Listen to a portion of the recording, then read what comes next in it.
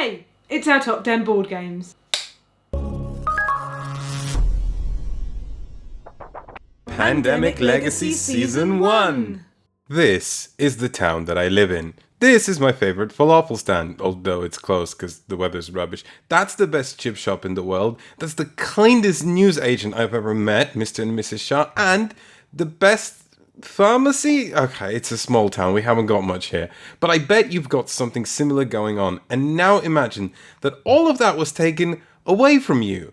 Because everybody's dead. In Pandemic Legacy Season 1, a game whose title aptly sounds more like a TV show than a board game, you and up to 3 other friends will be saving the world from 4 diseases that have run amok. Each time you play, you partake in another episode, a month in the most virulent year, and whether you win or lose, things just keep getting worse. Here is our world, except I can't show you any of it because, and it is completely different as to what it was when we started the game, because we drew with a marker pen on it and we put stickers on it and we tore up cards and we discovered new characters and named them, and that's cool, that's okay. That's the selling point of Pandemic Legacy Season 1 and other Legacy games. What makes it the 10th best game of all time is that each time we play, we get to play that great game of Pandemic.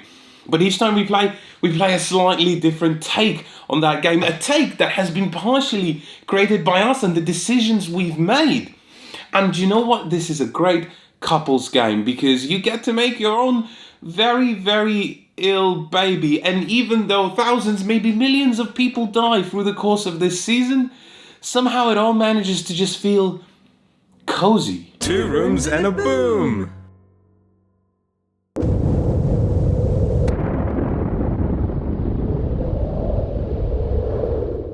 I'll let you into a secret. I'm not big on social deduction games because I'm a terrible liar.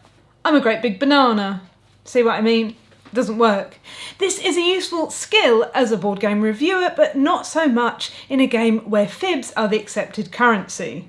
The only lying that I generally enjoy doing involves my bed, but in a social deduction game, you know what you're getting yourself into. You enter that contract that makes it okay. 2 Rooms and a Boom plays out like a spy film with a massive cast.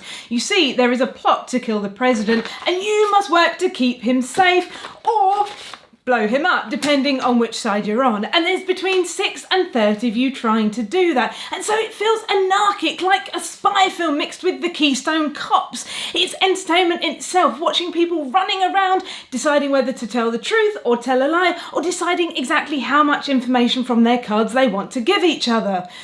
Or at least it would be entertainment if you weren't trying to do the same thing. In all social deduction games, you don't get to pick which role you're playing or even which side you're on. But what differentiates 2 Rooms and a Boom for us is the physicality. You're not just looking at a card, you're running around the room having conversations with people. It's like you're Sam Beckett leaping into Kennedy, or in fact Lee Harvey Oswald, or just someone who is out there for himself. And you have to run around trying to find out who everybody else is and what on earth you're doing here before it's too late. And that is what gives this a space on our top 10. Kemet.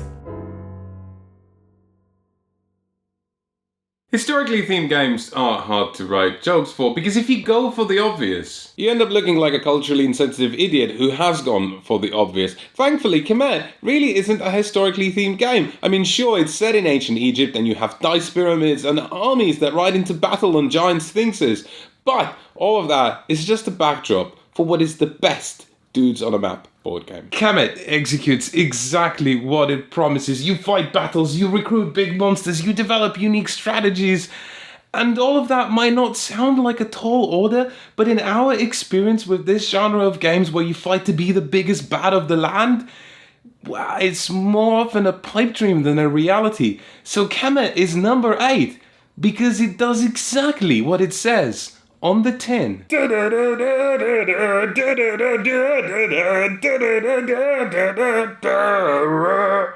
how they dance in ancient Egypt. Sidereal confluence.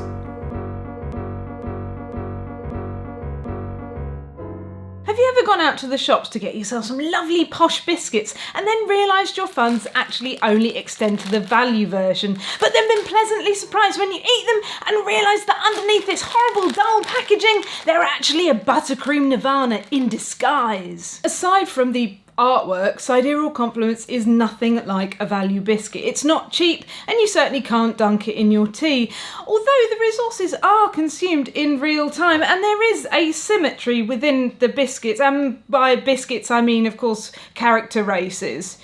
I may have gone too far with this analogy. Negotiation games rely somewhat on the players to create the full symphony, and Sidereal Compliments gives you the Stradivarius of instruments to do it with.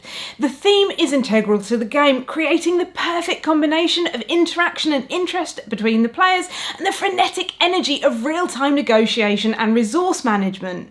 There's a need to be cooperative and not too greedy, but at the end of the day, it's still a race to have the best economy. This game is vast and sprawling and plays up to 9 people, leaving you in a sea of cardboard, but the rescue boat is also cardboard and the lifeguard is also cardboard. But that's not a criticism, it will just leave you feeling like you wish you'd bought a bigger house. Great Western Trail. It's impossible to summarize Great Western Trail in a top 10 video because it's big, it's ambitious, and it juggles more mechanisms than Bojangles on a good day. Ta-da!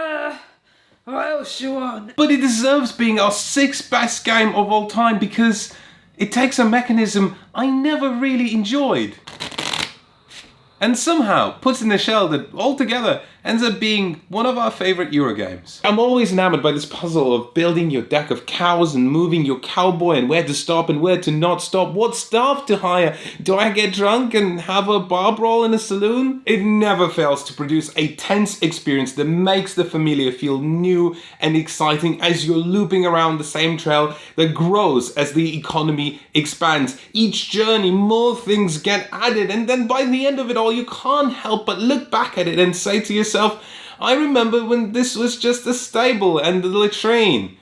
Quick, let's end this video before I start getting even more sentimental and then John Denver starts playing and we get a copyright strike or something. Hey, that was part 1 of our top 10 board games according to No Pun Included. And next week, you'll find out what the other 5 are. But I already know what they are. No, they'll find out. We have to film it and everything. Oh, we still have to film it? Yes, Elaine, because now we are very much fully funded and we have to make a lot of videos. But we're in the last 48 hours of a Kickstarter and there is still all the potential during crunch time to get this lovely person working full time with us. So please go out there and spread the word and support us. You've been so wonderful so far and we want to thank you so much.